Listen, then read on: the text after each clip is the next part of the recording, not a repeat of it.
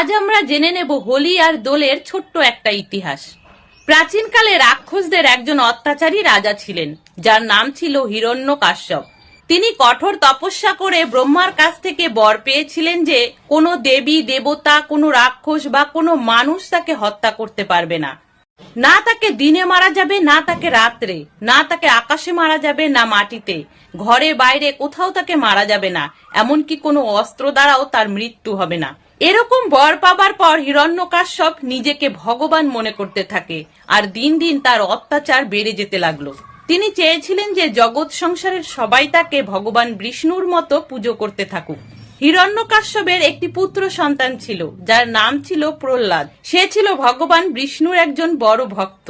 সে ভগবান বিষ্ণুর পুজো করত এবং সারাদিন তার নাম জপ করত। ছেলের এই ভগবান বিষ্ণুর প্রতি এত ভক্তি দেখে হিরণ্যকাশ্যপ রেগে যান। তিনি চাইতেন যে ছেলে আমার পুজো করুক। সে প্রহ্লাদকে অনেকবারই বলেছে যে তার পুজো করতে, কিন্তু প্রহ্লাদ না করায় প্রহ্লাদকে নানাভাবে শাস্তি দিতে থাকেন, যাতে প্রহ্লাদ তার পিতার পুজো করে। কিন্তু প্রহ্লাদ কোনোভাবেই তার পিতার পুজো করল না। এতে হিরণ্যকাশ্যপ প্রচন্ড রেগে গিয়ে নিজের সন্তানকেই মেরে ফেলার ষড়যন্ত্র করতে লাগলো।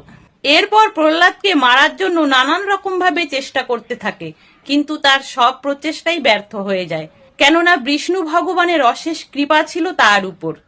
অবশেষে প্রহ্লাদের কোনো ক্ষতি করতে না পেরে হিরণ্যকাশ্যপ তার বোন হোলিকার সাথে ষড়যন্ত্র করে প্রহ্লাদকে মেরে ফেলার জন্য। হোলিকার কাছে একটি দিব্য চাদর ছিল, যার সাহায্যে সে আগুনের ভেতরেও বেঁচে থাকতে পারত, যে চাদর সে ভগবান ব্রহ্মার উপাসনা করে লাভ করেছিল। সে ঠিক করে যে প্রহ্লাদকে কোলের ভেতরে নিয়ে আগুনের ওপরে বসবে, আর প্রহ্লাদ পুড়ে ছাই হয়ে যাবে।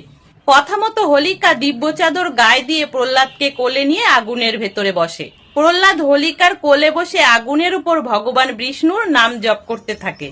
যখনই আগুন জ্বালানো হয়, তখন হোলিকার গায়ে দিব্য চাদর উড়ে গিয়ে প্রহ্লাদের গায়ে পড়ে, আর হোলিকা পুড়ে ছাই হয়ে যায়। কারণ হোলিকা যে চাদর পেয়েছিল সেটা ভালো কাজে লাগানোর জন্য, সে অধর্মের কাজে সেই চাদর ব্যবহার করছিল, তাই হোলিকা পুড়ে ছাই হয়ে যায়, কিন্তু প্রহ্লাদ জীবিত থাকে। এভাবেই ভগবান বিষ্ণু তার প্রিয় ভক্তকে রক্ষা করেছিলেন। এইভাবেই হোলি উৎসব হলো অধর্মের উপর ধর্মের জয়ের প্রতীক।